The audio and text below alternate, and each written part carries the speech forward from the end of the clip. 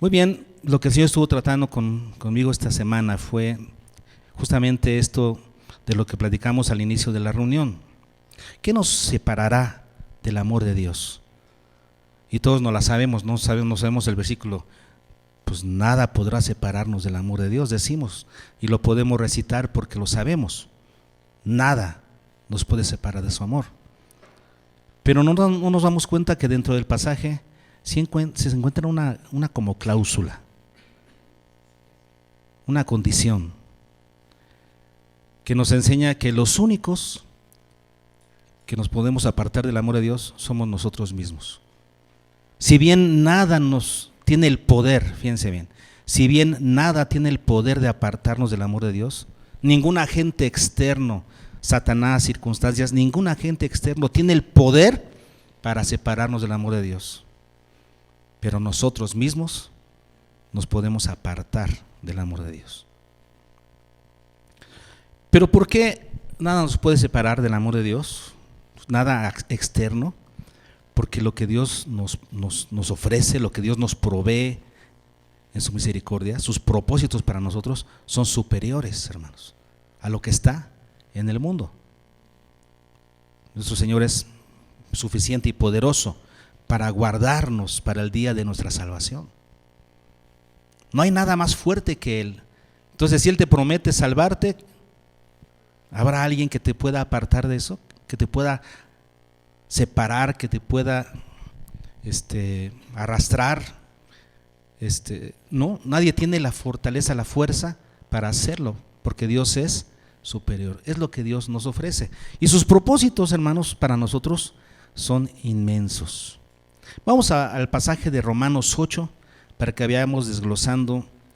En el capítulo 8, el capítulo 8 es magnífico, es una riqueza impresionante. Y solamente vamos a darle una pasadita por encima, porque si no, pues nos tardaríamos muchos domingos predicando lo que es este capítulo entero.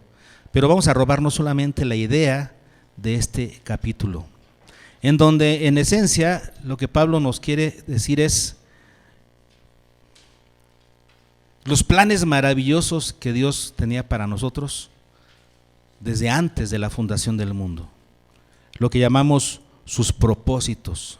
Por ejemplo, en el versículo 28 dice: y sabemos que a todos los que aman a Dios, todas las cosas les ayudan a bien, pero vean la cláusula, esto es, a los que conforme a su propósito son llamados.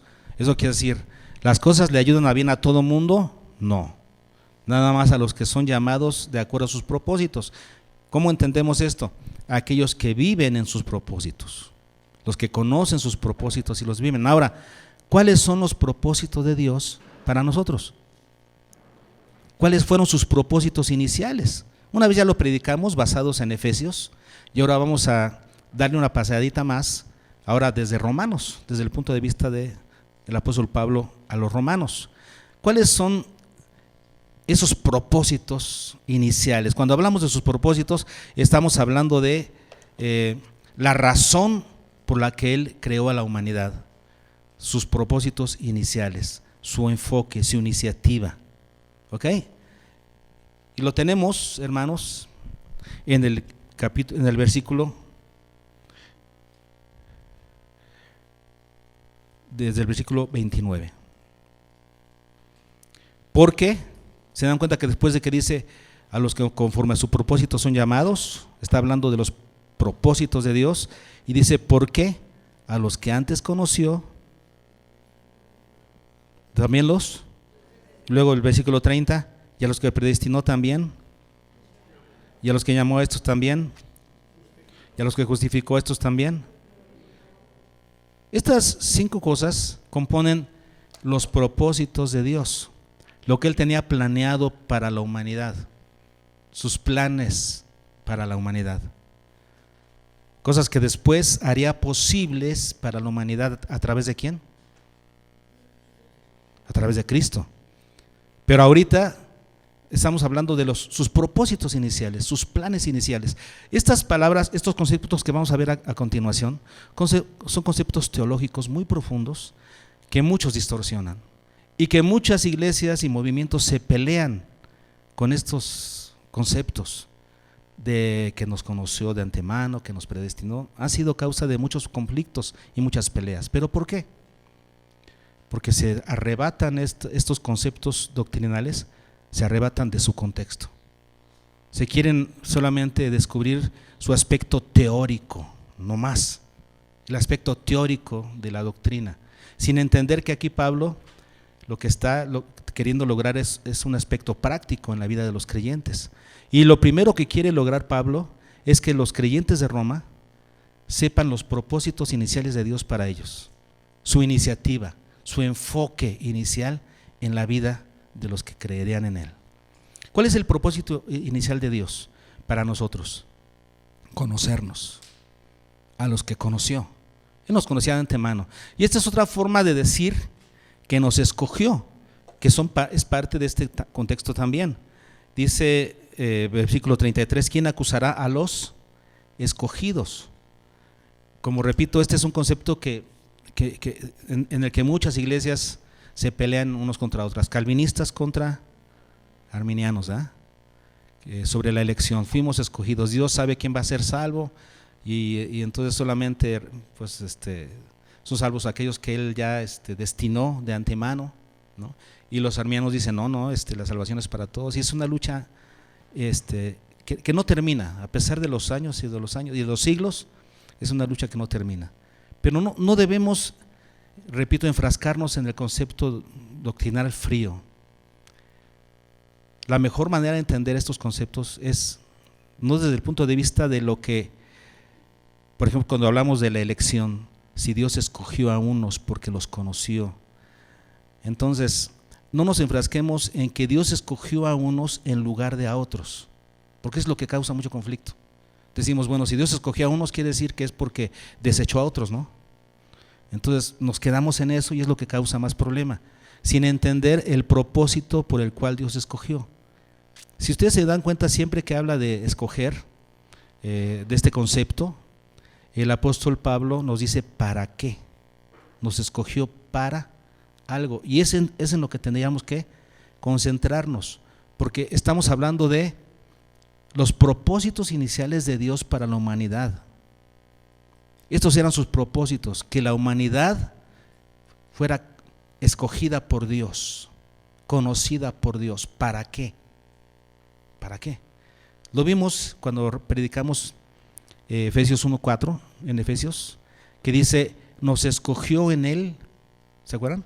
Nos escogió en Él antes de la fundación del mundo.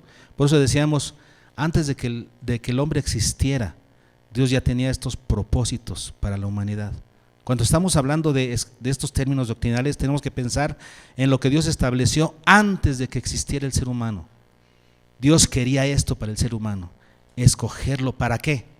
Y sigue diciendo el texto de Efesios 1:4, nos escogió antes de la fundación del mundo para que fuésemos santos y sin mancha delante de Él. Dios quería que la humanidad fuera ¿qué? Santa y sin mancha delante de Él, para que pudiera estar en comunión con el Creador. Porque ¿qué es lo que estorba nuestra comunión con Dios? El pecado. Cuando tú pecas, tú te alejas de Dios. Tú pones esa barrera entre Dios y tú pecaste. Pero cuando Dios provee para nosotros en Cristo el rescate, nos hace santos y sin mancha. ¿Para qué? Para que podíamos estar delante de nuestro Dios. Vean los propósitos de Dios, nos escogió para que fuésemos santos y sin mancha. ¿Nos quedamos con eso? Es la parte importante de esta situación. Y luego dice, a los que antes conoció, también los predestinó. Y hablábamos que la predestinación tiene que ver con poner un destino frente de nosotros, ¿no? Y Dios puso un destino frente a nosotros. ¿Cuál es? Vamos a leerlo. Aquí es en Romanos, dice, también los predestinó para que, otra vez no nos quedamos solamente en la predestinación. Dios predestina a unos y a otros. No te quedes en eso. Quédate en lo que sigue. Nos predestinó para, ¿qué? para que fuésemos hechos conformes a la imagen de su Hijo. Conformes a la imagen de su Hijo. ¿Para qué? Para que Él sea el primogénito entre muchos, ¿qué? En otras palabras, nos predestinó, puso enfrente de nosotros un destino, que llegáramos a ser sus hijos y hermanos de Jesús. Él es el hermano mayor, Él es el hijo legítimo, el mayor. Nosotros somos adoptados, pero finalmente adoptados por Dios, para que llegáramos a ser hijos. ¿Qué nos dice Efesios 1:5? Habiéndonos predestinado para ser adoptados hijos suyos por medio de Jesucristo, por el puro afecto de su voluntad. El propósito de Dios inicial, antes de crear el universo, cuando él apenas estaba pensando en el universo y estaba pensando en crear al hombre, Él ya tenía diseñado sus propósitos y dijo: voy a crear seres humanos que sean santos y sin mancha, que sean hijos adoptados, para que sean hermanos con Jesucristo. Esos son los propósitos de Dios. ¿Hasta aquí vamos bien? Después dice: y a los que predestinó, versículo 30, a estos también llamó. Ok, nos trasladamos de lo que fue el origen para después, ¿qué es parte de su plan? El Señor pensó, bueno, ahora voy a llamarlos para esto, ¿no? Para que ellos sean esos escogidos que fueran santos y sin mancha, y esos predestinados que lleguen a ser hijos adoptados. Ahora, ¿qué hay que hacer? Llamarlos. ¿Y cómo nos llama? ¿Cómo nos llamó? Porque vean cómo está aquí, pues justamente en Auristo, en pasado, Él nos llamó. ¿Cómo nos llamó? A través del Evangelio, a través de la muerte de nuestro Señor Jesucristo. Él nos hace ese llamado a través de la obra de Cristo. Y platicamos la semana pasada o la antepasada que el Evangelio es una luz, fue la semana antepasada creo, que muchos no pueden ver. La luz vino al mundo y los hombres amaron más las tinieblas que la luz. La humanidad no está preparada para ver la belleza de los propósitos de Dios, la belleza del Evangelio, pero la luz vino.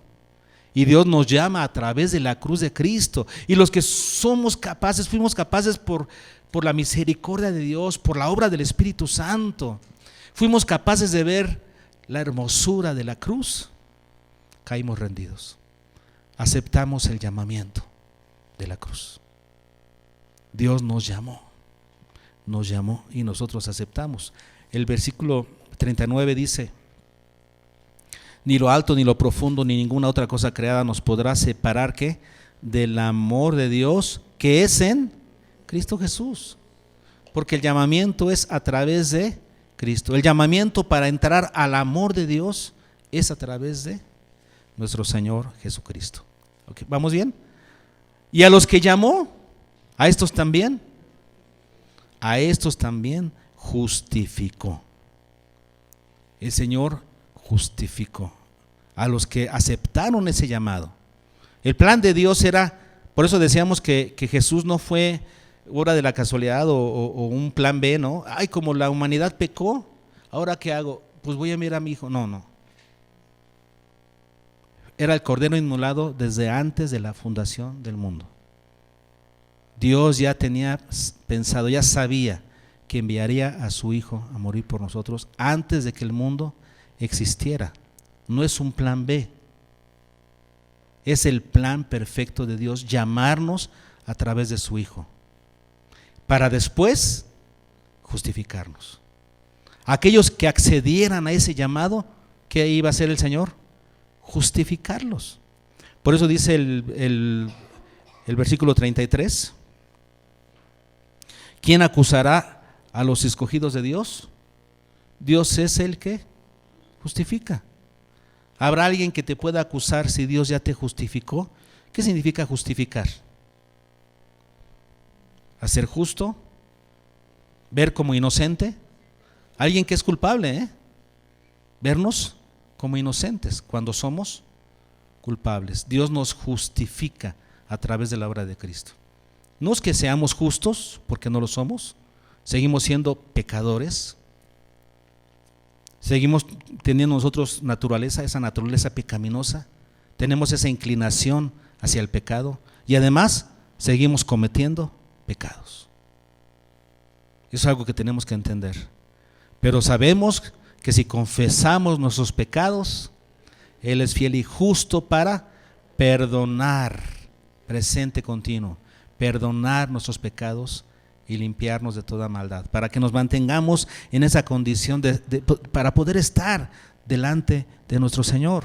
A través de los méritos de Jesús, el Señor nos perdona nuestros pecados y entonces somos vistos justos delante de Dios, aunque no lo seamos. Dice el versículo 34, Cristo es el que murió, más aún el que también resucitó, el que además está a la diestra de Dios, el que también nos condena, ¿no? Intercede por nosotros. ¿Qué está haciendo el Señor a la diestra del Padre?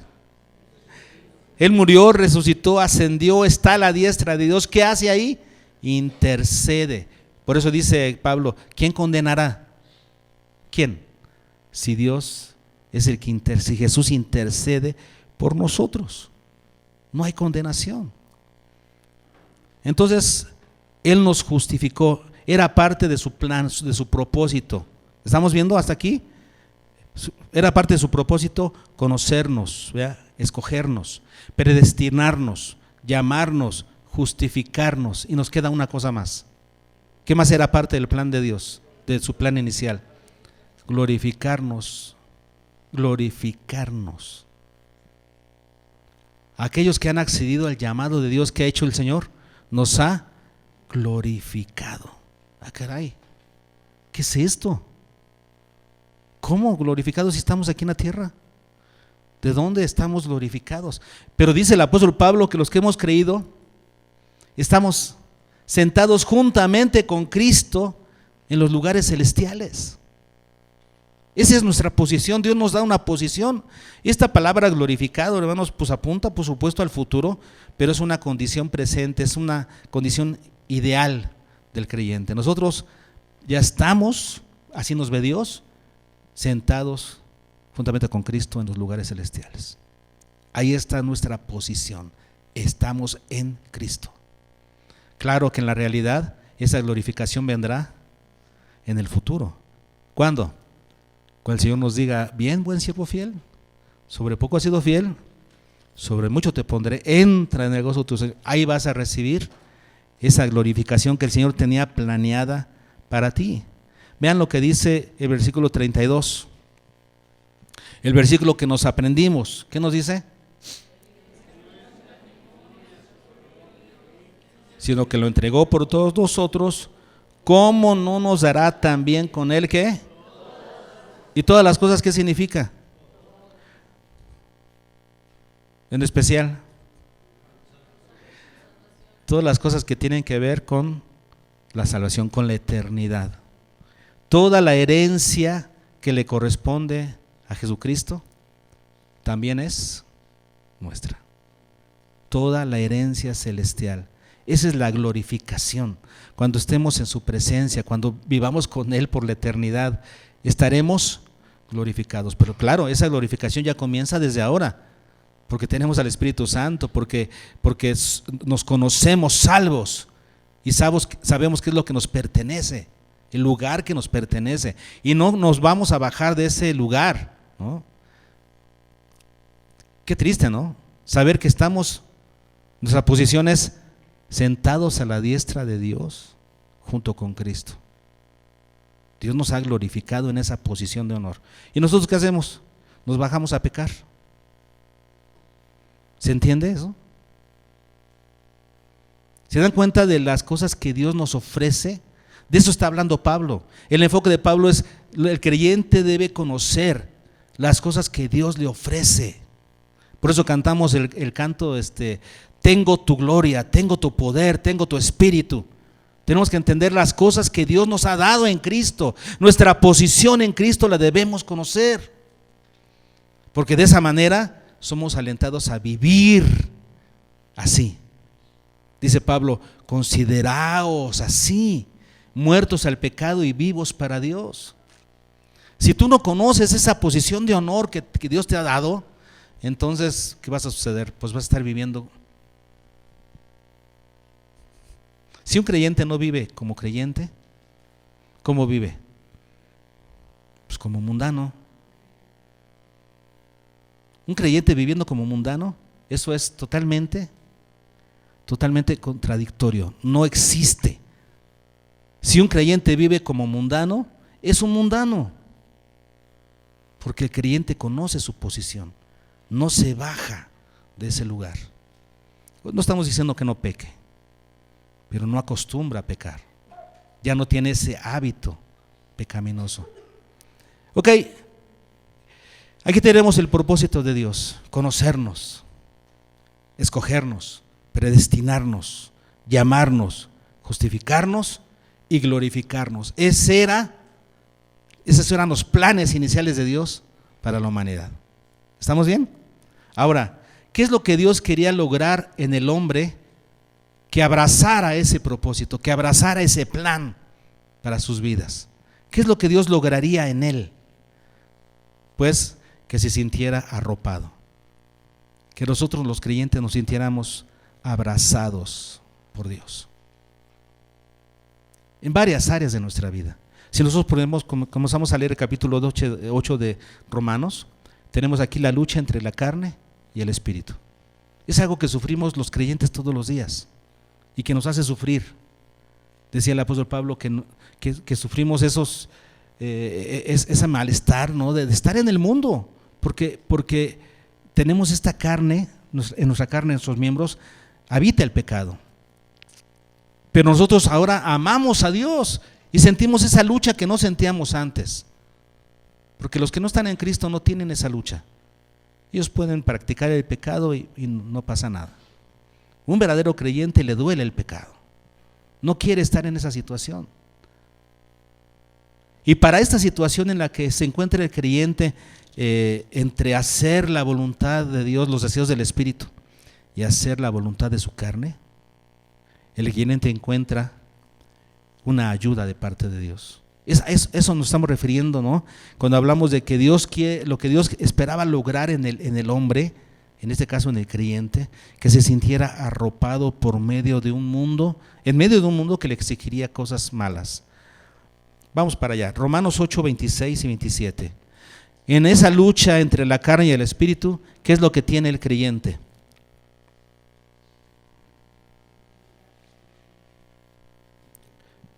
Tiene la ayuda. De igual manera, el Espíritu ¿qué hace el Espíritu Santo en el creyente? Nos ayuda en nuestra debilidad. ¿Y cómo nos ayuda el Espíritu Santo en nuestra debilidad? Sigue diciendo, pues, ¿qué hemos de pedir como conviene? ¿Qué es lo que debemos entender aquí en este pasaje? El creyente, el ser humano, no importa que sea un gran creyente, no sabemos pedir. Aquí lo dice la palabra. No sabemos pedir como conviene. Aprendemos. Y entre más nos metemos en la palabra, pues más aprendemos. Nosotros ya hemos aquí practicado pues cómo orar, porque nos gana nuestra mentalidad, nuestros deseos, nuestras emociones nos ganan y pedimos mal. Y aquí hemos tratado de aprender cómo orar correctamente. Pero aún así, tenemos que entender que no sabemos pedir como conviene. Hay muchas cosas, muchos matices grises que no sabemos qué pedir, ¿no? Hay veces que sí, sabemos perfectamente cuál es la voluntad de Dios en ciertos casos. Hay momentos en los que realmente no sabríamos. No sabemos exactamente la voluntad de Dios en ciertos casos. No sabemos pedir como conviene. ¿Por qué? Porque no somos Dios. ¿Qué hace el Espíritu Santo? Dice aquí, pero el Espíritu mismo intercede por nosotros, por nosotros. No dice con nosotros. No es que nosotros lo tengamos que hacer. Él intercede por nosotros. Y cuando habla de gemidos indecibles, ¿a qué se refiere?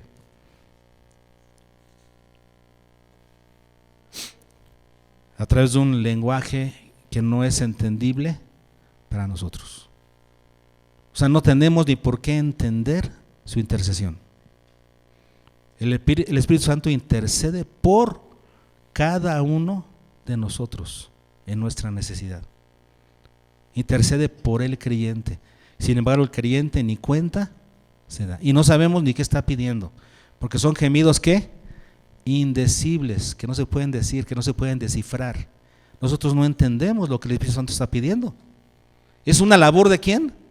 Del Espíritu, a favor del creyente. Porque conforme a la voluntad de Dios, ¿qué hace? Intercede por los santos. ¿Por qué?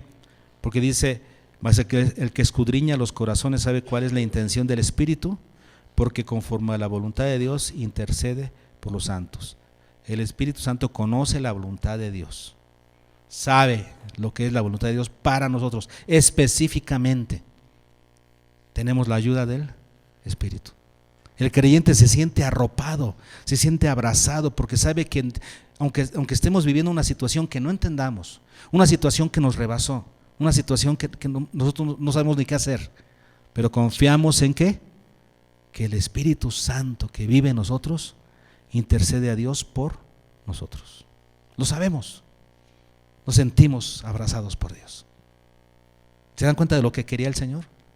¿Qué más? Versículo 28. En su providencia, el Señor hace que todas las cosas ayuden a bien. Claro, hay una condición: a los que aman a Dios. Si amas a Dios significa que buscas su gloria, obedeces, porque dice el Señor Jesucristo, si me amáis, guardad mis mandamientos. ¿Quiénes aman a Dios? Los que le obedecen. Si tú amas a Dios y vives una vida obediente a la palabra, ¿qué dice el Señor? Todas las cosas te ayudan a bien. Te sientes arropado, te sientes protegido, te sientes abrazado por Dios. Sabes, no te sientes, te sabes protegido y abrazado por Dios. Porque aquí no se trata de sentir. Habrán momentos en el que yo no lo sienta. Y muchos, y yo diría que en este mundo la mayoría de las veces no sentimos. Hermanos, no se trata de sentir. ¿Se trata de qué? De saber. Y si el Señor dice que todas las cosas me ayudan a bien, entonces no importa lo que yo esté pasando, no importa la circunstancia difícil que esté atravesando, le creo a Dios. Él está haciendo lo mejor para mí. Esto es para creyentes, no es para cualquiera, es para creyentes que confían en Dios, se sienten abrazados por el Señor. ¿Qué más? Versículo 31. En su poder y soberanía hace que no haya rival en contra nuestra. Versículo 31, ¿qué dice? ¿Qué pues diremos a esto? ¿Es el que nos memorizamos? ¿Sí? ¿Qué pues diremos a esto? Y vamos a hacerle como los que recitaron allá, que hasta nos hicieron, sí, y el Gabriel, que nos hicieron ahí los ademanes, ¿ya? Entonces, si Dios es por nosotros, ¿quién? ¿Quién contra nosotros? ¿Hay algún rival? Cuando Balaam fue llamado por Balac para maldecir al pueblo de Israel, ¿qué dijo Balaam? Dios bendijo. Yo no puedo maldecir lo que Dios ha bendecido. No se puede. ¿Por qué? Porque Dios es superior. La bendición del ser superior sobrepasa a cualquier tipo de maldición que quiera estar contra nosotros. Entonces, hermanos, si Dios es por nosotros, ¿quién? Es algo que nosotros los creyentes ¿qué? Sabemos. Por eso cuando alguien me pregunta, oiga, ¿y si alguien me echa una maldición? O si alguien, un nuevo creyente que llegue a mí, por ejemplo, muchas veces me han preguntado, porque a lo mejor aquí en su contexto, en el contexto de Calera, se da algo de esto, ¿no? Si me hacen brujería, me enfermo y ¿qué va a pasar? No hay agüero contra los hijos de Dios. No hay malos deseos contra los hijos de Dios, porque lo que Dios ha bendecido es bendito. Entonces, si Dios es por nosotros, ¿quién contra nosotros? Porque el que no escatimó ni a su propio Hijo, sino que lo entregó por todos nosotros, ¿cómo no nos dará también con Él todas las cosas? Hemos sido glorificados por el Señor. ¿Quién contra nosotros? Versículo 33.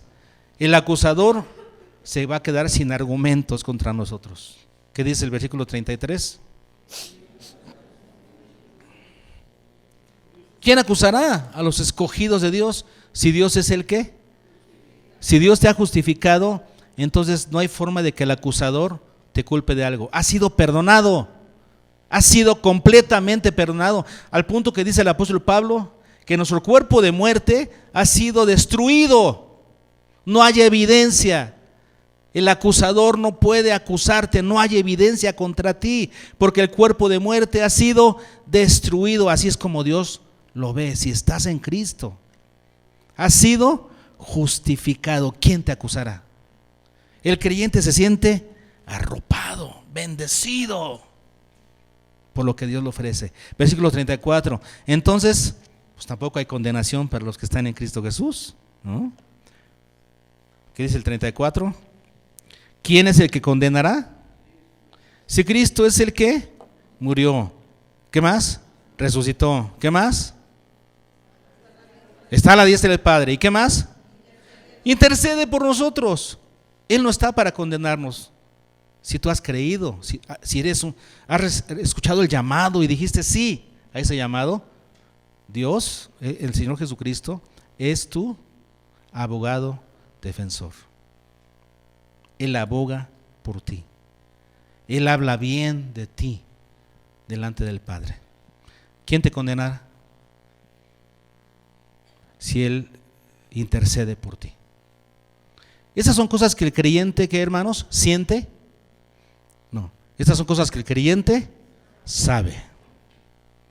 El creyente se siente arropado por Dios, abrazado por Dios, porque conoce los planes iniciales de Dios. Sabe que Dios lo escogió para ser santo y sin mancha. Sabe que Dios lo predestinó para ser hijo suyo. El creyente sabe que ha sido llamado a través de la obra de Cristo, que ha sido justificado y que ha sido glorificado. Por lo tanto, hermanos, entre esa lucha de la carne y el Espíritu, el creyente sabe que el Espíritu Santo intercede por él. El creyente sabe que en la providencia de Dios todas las cosas le van a ayudar a bien. Sabe que no hay enemigo que tenga fuerza contra nosotros, porque si Dios está por nosotros, ¿quién contra nosotros? No hay nadie que nos pueda acusar y mucho menos condenar. Son cosas que el creyente sabe. Vivimos con esa seguridad delante del Señor. Por eso, decía Pablo más adelante, por eso, ¿qué nos separará del amor de Dios? Por amor de Dios, nada.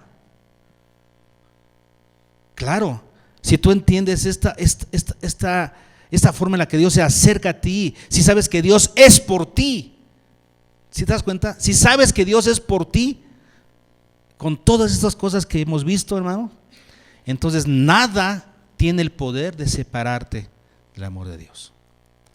Pero hay una cláusula, decíamos. El único que puede apartarte de Dios eres tú mismo. Porque, vamos al tercer punto del mensaje. ¿Qué es lo que esperaba Dios, el Señor, el Padre, producir en el ser humano con esos propósitos, con esos hechos de abrazar al hombre? ¿Qué es lo que Dios esperaba producir en el hombre? Una respuesta de amor. Una respuesta de amor. Nosotros le amamos a Él porque Él nos amó.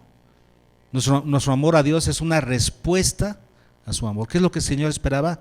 Que respondiéramos amándole a Él, que fuéramos cautivados por su amor. ¿Por qué es tan importante que el creyente sea cautivado por el amor de Dios, hermanos? ¿Por qué es tan importante? Vean ustedes lo que dice Efesios 3:19.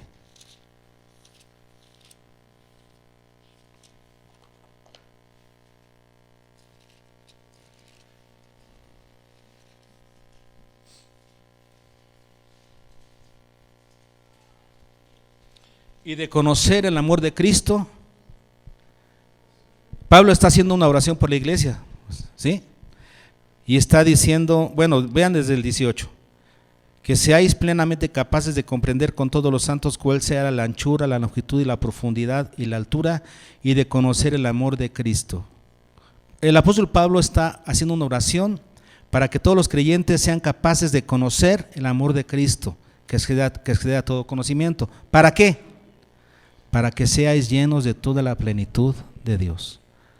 La única manera en la que el creyente puede estar lleno de la plenitud de Dios es cuando conoce, comprende, recibe el amor de Dios. Cuando conoces, comprendes la magnitud del amor de Dios por ti, ese amor lo recibes y te transforma. Estás lleno de toda la plenitud de Dios. Por eso, hermanos, responder al amor de Dios, ser cautivados por el amor de Dios es tan importante. Dice el versículo, regresamos a Romanos 8, el versículo 36, ¿qué dice?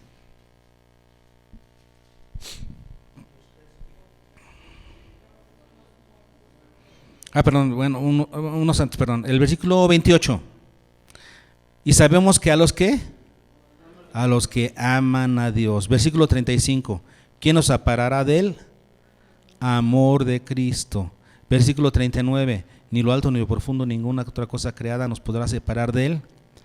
¿De qué está hablando el apóstol Pablo en este contexto?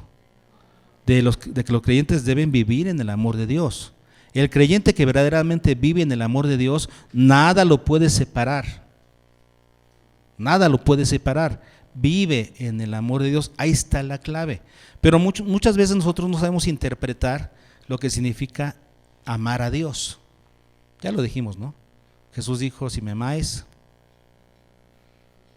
Muchas veces nosotros interpretamos que amar a Dios es sentir bonito, o sentir un fuego, o llorar, o sentir finalmente. No, es que no tiene que ver con sentir. Y el sentimiento a veces te acompaña. Pero el cristianismo es una vida de fe, de convicciones, de creerle a Dios. ¿Qué es el verdadero amor? ¿Cómo podemos entender lo que es el verdadero amor? Aquí lo tenemos en el versículo 36, ahora sí. Como está escrito, por causa de ti somos muertos todo el tiempo. Aquellos que aman a Dios, ¿qué sucede? Mueren a sí mismos. ¿No lo representamos en el bautismo? ¿Sí entendimos eso? Cuando te bautizaste, ¿qué es lo que le dijiste a la gente que te estaba viendo? ¿Qué le dijiste sin palabras? Yo he muerto al pecado, he muerto a mis deseos pecaminosos y ahora vivo para Dios. Eso es amor. El resultado de amar, ¿cuál es? Morir a tus propios intereses y vivir para la gloria de Dios. Y dice aquí el apóstol Pablo, por causa de ti, hermano, por causa de ti, Señor. ¿Entiendes eso? Por causa de ti, Señor, soy muerto todo el tiempo. Soy contado como oveja de matadero. Con razón nada te puede separar del amor de Dios. Estás dispuesto a morir por Cristo. Pero si tu amor no es suficiente, no estás dispuesto a vivir para Cristo y a morir por Cristo, entonces sí hay cosas que te separan del amor de Dios. Entonces sí, como dice la parábola de la semilla que cayó entre espinos, vinieron ¿qué? Las tribulaciones, los problemas, y la semilla se apagó, se secó. ¿Sí? Ahí sí, las tribulaciones sí lo separaron del amor de Dios. La semilla que cayó en pedregales, Dice que cuando vinieron los amigos de este mundo, las situaciones de este mundo, los amores de este mundo, no fueron problemas, fueron amores del mundo los que los separaron, sí, porque su amor verdaderamente no estaba en Dios.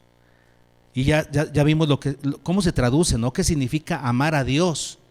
¿Qué significa amar a Dios? Por causa de ti, o sea, por estar en Cristo, somos muertos todo el tiempo. Fíjense esta palabra, somos muertos, porque sonaría como que yo muero a mí mismo, ¿no? Soy muerto, decido morir por causa de Cristo. No, esta palabra, hermanos, está en presente continuo, pero está en voz pasiva. ¿Se acuerdan de eso? Lo que significa que alguien ejecuta la acción sobre el sujeto. Entonces no dice aquí somos muertos, más bien estamos siendo hechos muertos, o sea, estamos siendo asesinados por causa tuya. Estamos siendo asesinados por causa tuya y con gusto lo tomamos. Y luego dice aquí todo el tiempo. Esa literalmente esa palabra que aquí se traduce como todo el tiempo, literalmente se debería traducir el día entero. Así es como tendría que traducirse esa frase. Entonces, ¿cómo quedaría? Por causa tuya, Cristo, somos asesinados, tenemos la disposición de ser asesinados el día entero. Eso es amar a Dios. Y cuando tú amas a Dios así, entonces nada te puede separar. Por eso decíamos, sí está la condición. Si tú no estás dispuesto a amar a Dios así, hay cosas que sí te separan del amor de Dios. No debería ser, porque lo que Dios te ofrece es inmenso, es poderoso. Y luego sigue diciendo acá, somos contados como ovejas de matadero, ¿no? Somos contados. Y sonaría como otra vez, como que, sí, está en voz pasiva, otra vez, o sea, alguien más nos contó, pero esto de somos contados parecería como que está en presente, somos en este momento, no, ahí sí está en auristo, una acción pasada. Eso quiere decir, nosotros ya, desde el principio de nuestra vida cristiana, el amor de Cristo desde que supimos de la cruz, desde que entendimos el mensaje de la cruz. Yo no entendí el mensaje de la cruz muy temprano, Yo nací en una iglesia cristiana y no entendí el mensaje de la cruz hasta ya adolescente. El día que entendí el mensaje de la cruz, ese día me rendí. Ese día dije, soy contado. A partir de ese momento soy contado como oveja de matadero. Yo no tenía que aprender a vivir esa realidad, por supuesto. Y Dios se encarga de enseñarnos cómo. Pero el creyente debe estar dispuesto a amar así a Dios. Así se define el amor de Dios. Por amarte a ti, Señor, estamos dispuestos a morir a otros amores. Ya fuimos contados como personas destinadas a morir por ti. Somos personas destinadas a morir por tu causa. Así es. Por eso cuando viene alguien a golpearnos o a intimidarnos, ya lo sabíamos. No es que nos sorprenda y entonces damos el brinco y nos defendemos. Es que ya sabemos. Por causa de Cristo estamos dispuestos a sufrir. Vivimos como seres que no viven sus propios planes, sino que cumplen los propósitos de Dios. Y entonces viven siendo asignados a sus propios proyectos todo el día. Qué definición de amor tan impresionante la que nos da el apóstol Pablo. Por eso ahora sí nos suena lógico. A los que aman a Dios, ¿qué dice el versículo 28? A los que aman a Dios. ¿Y qué significa amar a Dios? Sí, morir a nuestros deseos, vivir para Él. Entonces ahora sí nos suena lógico. Nada nos puede separar a los que viven con esa clase de amor, a los que conocen. Y esa clase de amor, hermanos, es alentada por los planes de Dios para nosotros. Cuando el creyente sabe lo que Dios planeó desde antes de la fundación del mundo, luego lo que logró, cómo logró eso, cómo eso nuestro Señor Jesucristo en la cruz lo hizo un logro para nosotros. Dios, el Padre lo proyectó, el Hijo lo realizó para nosotros. Eso te debe conquistar, eso debe conquistar tu corazón, debe ser suficiente para conquistar tu corazón. Y entonces aprendes a amar a Dios como Dios debe ser amado. Y cuando Dios encuentra personas que lo aman así, se cumple su sueño. El sueño de Dios, de habernos conocido, escogido, predestinado, llamado, justificado y glorificado. Y los creyentes que aman a Dios así, confían en Él, se saben arropados por Él, saben que el Espíritu intercede por ellos, porque ellos no saben pedir como conviene. Saben que Dios ayuda en su vida para que todo sea para bien. Saben que Dios es por ellos y por lo tanto nadie es contra ellos. Saben que no pueden ser acusados ni condenados porque Dios los ha justificado e intercede por ellos. El creyente se siente arropado por Dios, se siente amado por Dios desde antes de la fundación del mundo.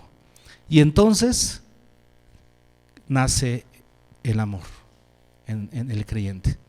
Nace en nosotros ese verdadero amor por Dios, que es una respuesta a nuestro Señor. ¿Acaso no somos seducidos por el amor de Dios, hermanos? Su amor nos ha cautivado. Y por eso respondemos de esta manera. Pero repito, lo que hace crecer el amor de Dios en ti es justamente saber sus propósitos eternos para ti. Saber que Dios es por ti. Tienes que saber, Dios es por ti. No dejes que nada te separe del amor de Dios. Dios es por ti. Cierra tus ojos y platica con el Señor.